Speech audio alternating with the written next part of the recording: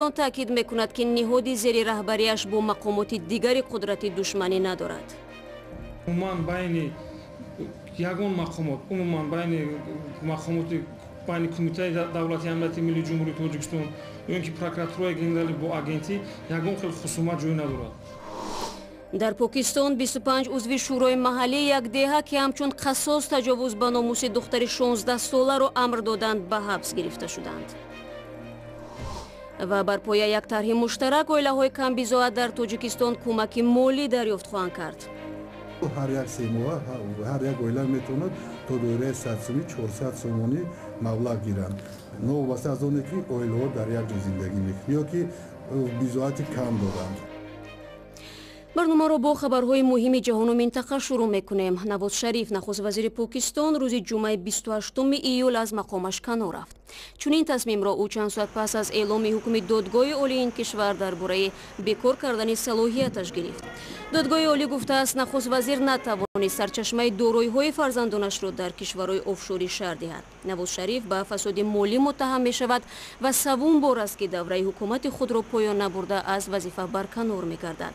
او اولی همین ماه با سفر رسمی به تاجیکستان رفته بود.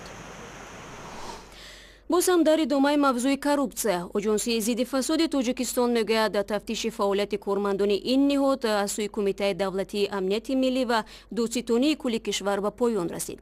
در این باره امروز رهبر آژانسی سلیمان سلطانزاده در نشست خبری اطلاع داد. بازداشت کارمندان بلندرتبه این نهاد در ماه اپریل سال جاری آغاز شد و در میان جامعه سر و صدای زیاد برانگیخت.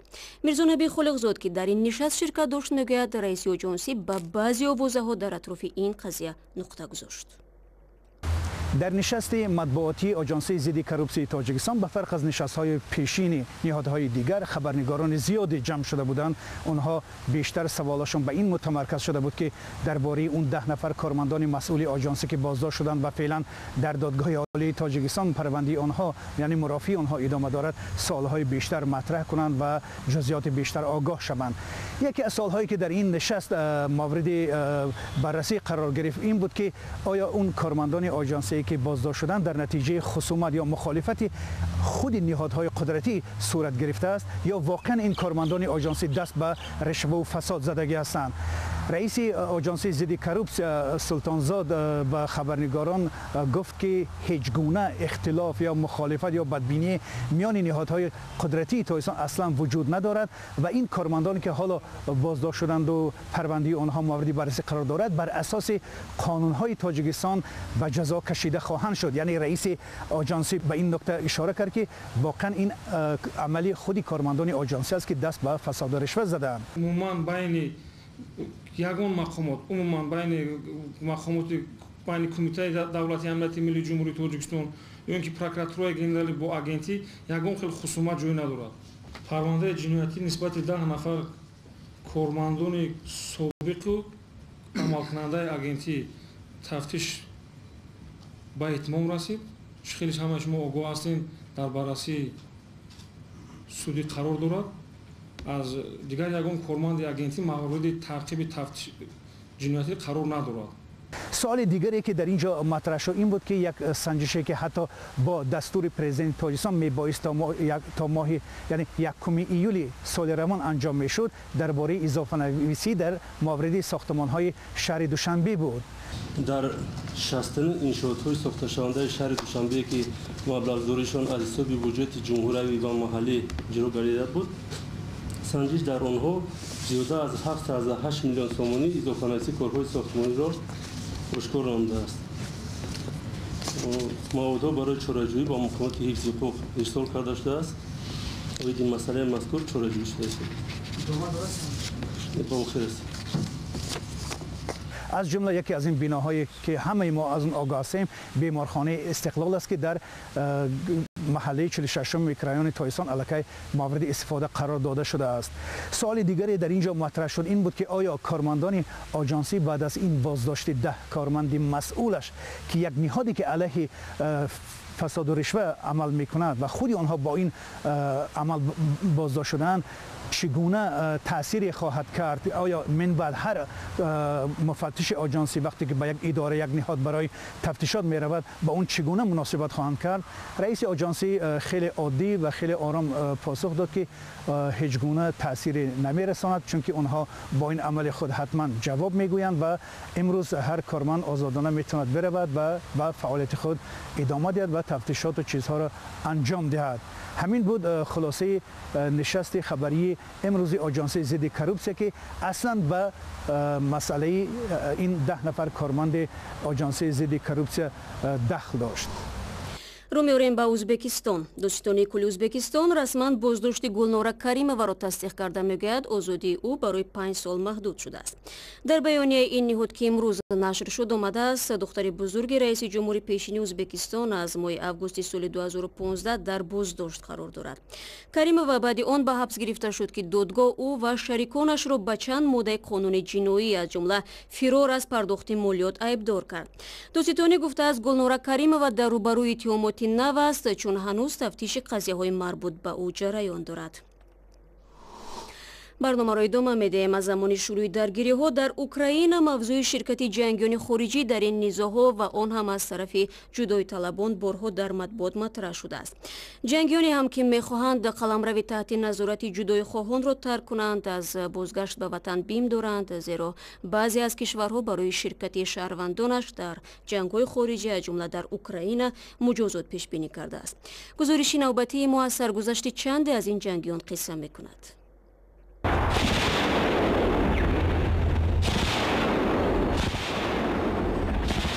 соли 2014 نیروهای دولتی اوکراینی مقابل جداییخواهان رو به روسیه درگیری‌های شدید را آغاز کردند، ولی بجز از آنها به جانبداری به نام جمهوری‌های شرق اوکراین جنگیان از تمام دنیا، آمریکا، انگلیس، ایتالیا و برزیل می جنگیدند.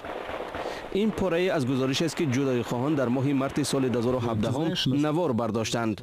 گزارش درباره جنگاور ایتالیایی نقل می‌کند. او ماسیمیلیانو کاوالیری با تخلص اسپارتاک است. او میگوید قبلا در ارتش ایتالیا خدمت کرده به اوکراین از روی عقیده‌های سیاسی اش آمده است. در برانگیختن نزاع در اوکراین غرب را گناهکار می‌داند. خارجی های دیگر هست، ایتالیایی ها نیستند. خودم تنهایم، کلمبیایی است. من یک امریکایی را میدانم. در اصل کاوالیری یکی از 3 ایتالیایی بود که سال 2014 به اوکراین آمدند. به فرق از دیگران او به سوالهای خطی ما که برایش فرستاده بودیم جواب نداد. اندریا پالمیری در گذشته هواداری فوتبال بود. به نوشته رسانه‌های ایتالیایی او را برای اوباشی گناهکار نمودند و اندریا به خاطر گریز از جوابگری در اوکراین پناه برد. چند پیش او به جای لباس نظامی شیمی کاستوم را باور کرد و در مراسم کشایش مرکزی فرهنگی ایتالیا در لوگانسک اشتراک نمود. این مرکز برای دوستی مردمان دو کشور زمینه می‌گذارد. او از صحبت با خبرنگاران رادیوی آزادی با سخنانی در لیوو وام می‌خوریم خود را کنار گرفت. لیوو این یکی از شهرهای اوکراین میباشد که دورتر از موقع جداییخواهان قرار دارد. ایتالیایی سوم گابریل کاروگاتی نام دارد. جداییخواهان او را برای خدمت و شجاعتمندیش با اردن قدر کردند. من اکنون در دونتسک زندگی دارم. به خانه برای استراحت رفته بودم. عذر صحبت کردن نمیخواهم. به فرق از کاراگوتی، حیات بن استیمسون بریتانیایی رنگ دیگر گرفت. در سال 2015 هنگام بازگشت به وطن او را در فرودگاه منچستر بازداشت کردند. برای کمک به جداییخواهان روز 14 ایول دادگاه او را به 5 سال زندان محکوم کرد. جنگ ها هنوز ادامه دارد. سال گذشته در رسانه ها 2 اسم نوی جنگجویان خارجی پیدا شد. ماه می گیوم کیویل نظامی آمریکایی بعد از نشر خبرها درباره به طرفداری جداییخواهان جنگیدنش از ارتش آمریکا رانده شد. ماه ینور دادگاه کیوف شهروند برزیل رافائل روسورگی را برای تشکیل سازمان تروریستی و جلب شهروندان خارجی به 13 سال زندان حکم نمود. در صحبت با خبرنگار رادیوی آزادی او اقرار شد که از برخورد جداییخواهان نسبتش راضی نبود.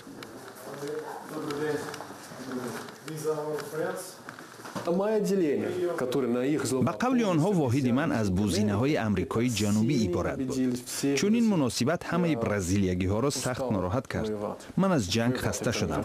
جنگ آسان نیست. در عملیات نظامی اوکراین شماری خارجیان کم نبود. بعضی آنها که از کشور رفتند به نوع خود را از مجازات شدن خلاص کردند. آنهایی که هنوز اینجا ماندند امیدوارند در صورت ترک کردن قلمرو تحت نظارت جدای خواهان برای گذشته خود جزا نمیگیرند. روز پنجشنبه در پاکستان یک گروه افرادی را که حکم تجاوز گروهی به ناموس را صادر کردند بازداشت نمودند، ولی در این کشور عنعنه تجاوز به ناموس همچون قصاص معمول است و در حالتهای زیاد مسئولان این جنایت به جزا میمانند. بر علاوه دختران تجاوز شده مورد تحقیر و توهین در جامعه قرار میگیرند و گاه مجبور میشوند که دست به خودکشی بزنند. ساجده میرزا گزارش میدهد. مقامات پاکستان 25 عضو شورای غیر رسمی یک دهه را برای صدور حکم تجاوز به ناموس دختری 16 ساله به حبس گرفتند. این دختر ازرا نام دارد و برادر او به تجاوز به ناموس دختری 13 ساله متهم می شد. شورای دهه دستور داد که به حیث قصاص برادر قربانی به ناموس خواهر متهم تجاوز کند. به نوشته خبرگزاری رویترز حکم شورا 17 ایول اجرا شد. رئیس پلیس شهر مولتان اجنس یونس گفت که 29 نفر در صدور حکم و اجرای آن متهم بوده. از این گروه بزرگ 25 نفر تا روز 27 ایول بازداشت شد. سروزیر ولایت پنجاب پاکستان ابراز داشت که یک عده رهبران اداره امور داخلی را از کار برکنار کرده است. من دستور دادم که یاوری رئیس پلیس، معاون رئیس پلیس، رئیس پایگاه محلی پلیس و معاون مفتش منطقوی کارشان را متوقف کنند. من به شما وعده می دهم که انشاءالله عدالت برقرار می شود. سروزیر ولایت پنجاب پاکستان گفت که یک عده رهبران اداره امور داخلی را از مقام برکنار کرده است. این قضیه زمانی روی آب برآمد که هر دو عائله پسرهای یکدیگر را به تجاوز به ناموس دخترهایشان عیبدار کردند و به پلیس عریضه نوشتند. دادگاه عالی پاکستان امر داد که حادثه تحقیق و در این باره گزارش ارائه شود. منطقه مولتان حادثه بین مانند را که دستور آن از جانب شورای محلی صادر شد در سال 2002 تجربه کرده بود. آن زمان تجاوز دست جمعی به ناموس زنی سر و صدای زیادی را در جامعه بین المللی به بار آورد. در پاکستان سنت قدیمی عدالت به اصطلاح زودرس جای دارد که از طرف ساکنان دهات همچون الترناتیو به نظام فاسد دادگاهی ارزیابی می شود.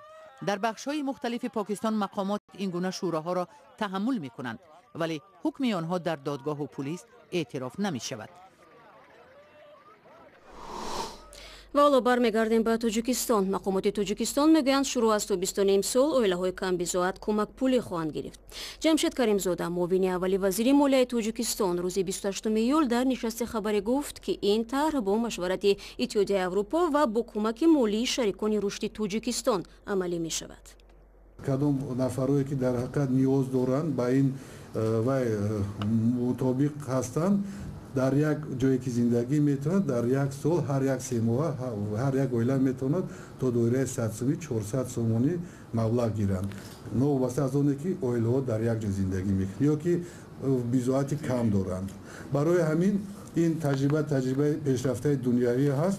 اینا را باید که ما تا به آخر سال باید که در تمام سراسر جمهوری همین تمام عائله های کمیزاد را یکم خود عائله ها باید که مراجعت کنند فراگیر کنیم باید که دسترس باشد دایره 80 میلیون.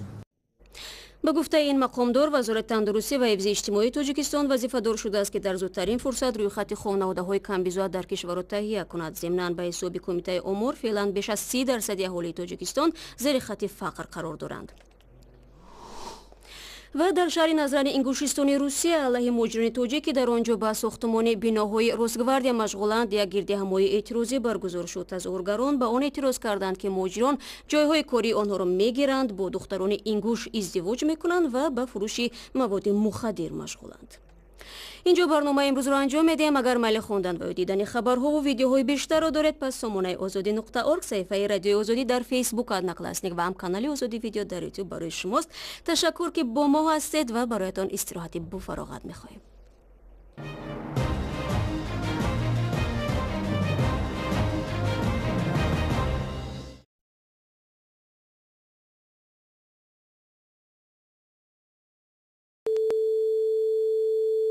This is Radio Free Europe, Radio Liberty, Praha.